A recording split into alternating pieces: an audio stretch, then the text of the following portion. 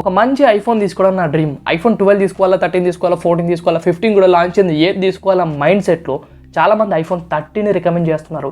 ఎందుకంటే iPhone 13 Flipkart big billion డేస్లో around 40,000 సెగ్మెంట్లో 43,000 సెగ్మెంట్లో విత్ కార్డ్ ఆఫర్తో తీసుకొని రాబోతున్నారు. కాబట్టి ఆ బడ్జెట్ ఈ స్మార్ట్ ఫోన్ తీసుకోవడానికి చాలామంది ఇంట్రెస్ట్ చూపిస్తున్నారు. బట్ నిజంగానే స్మార్ట్ ఫోన్ తీసుకోవచ్చా? ఇప్పుడు వచ్చేసి ఐఫోన్ 13 తీసుకోవడానికి ప్లస్ పాయింట్స్ ఏమున్నాయి, మైనస్ పాయింట్స్ ఏమున్నాయి, ఇంకా ఆల్టర్నేటివ్ ఆప్షన్స్ ఏంటి దగ్గర ఎక్స్ప్లెయిన్ చేస్తాను. సో వీడియో ఎండ్ చూడండి. ఈ వీడియో లైక్ చేయండి, ఛానల్ సబ్స్క్రైబ్ చేసుకుని సపోర్ట్ చేయండి. బెస్ట్ టెలిగ్రామ్ లింక్స్ కోసం డిస్క్రిప్షన్ లింక్ ప్రొవైడ్ చేస్తారు మన ఛానలే, ఫాలో కాండి. మీకు మంచి డీల్స్ అయితే ప్రొవైడ్ చేస్తాను, నేనే ప్రొవైడ్ చేస్తాను. సో ఫస్ట్ ఆఫ్ ఆల్ మీకు ఐఫోన్ 30లో ప్రొవైడ్ చేసిన బిల్డ్ క్వాలిటీ గురించి డిస్కస్ చేస్తే, సో సిరమిక్ గ్లాస్ యూజ్ చేశారు, ఫ్రంట్ అండ్ బ్యాక్ సైడ్కి అల్యూమినియం బిల్డ్ క్వాలిటీ ఇచ్చారు. అండ్ ఇంకా IP68 water and dust support చేస్తుంది, ఫేస్ ఐడీతో వస్తుంది, చాలా లైట్ వెయిట్గా ఉంటుంది, 174 గ్రామ్స్ అయితే ఉంటుంది. ఐఫోన్ 12 ఎలా ఉంటుందో 13 అలానే ఉంటుంది, అండ్ 14 కూడా అలానే ఉంటుంది.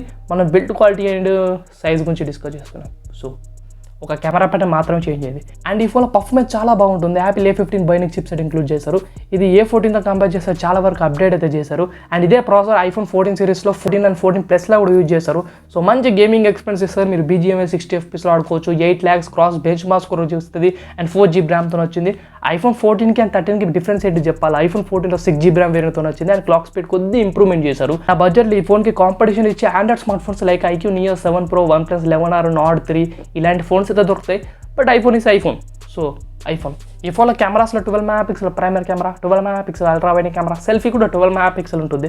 Front and back 4K resolution 60 FPSలో తీసుకోవచ్చు. బ్యాక్ సైడ్ మీకు సెన్సర్ షిఫ్ట్ అనే మోడ్ ఉంటుంది. సో ఇమేజ్ ప్రాసెసింగ్ వేరే లెవెల్ ఉంటుంది. న్యాచురల్ ఫొటోస్ని మీరు ఐఫోన్లో ఎక్స్పోర్ట్ చేయొచ్చు. బట్ శాంసంగ్తో పోలిస్తే కొద్దిగా తక్కువనే, అంటే flagship smart phones. So iPhone 13 budget the best camera smart phone అవుతుంది. మీరు తీసుకుందాం అనుకుంటే సెల్ఫీలో కానీ బ్యాక్ సైడ్ కానీ ఎక్కువ రీల్స్ చేస్తాను, యూట్యూబ్ వీడియో చేస్తానంటే కూడా బెటర్గా ఉంటుంది. బట్ ఐఫోన్లో వీడియో చేసినాక ఎడిటింగ్ చేసుకోవడం చాలా కష్టం, ముందే చెప్తున్నాను. మాడే పికర్స్ అసలుగా సపోర్ట్ చేయి. అండ్ 3240 mAh బ్యాటరీ, మంచి బ్యాటరీ బ్యాకప్ ఇస్తుంది. డెఫినెట్లీ ఆ బడ్జెట్లో వన్ డేలో మీరు ఈజీగా అయితే యూజ్ చేయొచ్చు. ఒకవేళ హెవీ అయితే సెట్ కాదు, బట్ బాగానే బ్యాటరీ బ్యాకప్. ఇంకా 12తో కంపేర్ చేస్తే మంచి బ్యాటరీ బ్యాక్ అయితే ఇస్తుంది.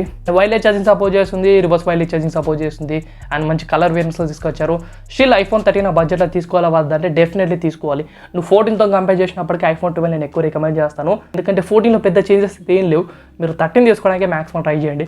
13 తీసుకోవడానికి చాలా ప్లస్ పాయింట్స్ ఉన్నాయి 14 కంటే.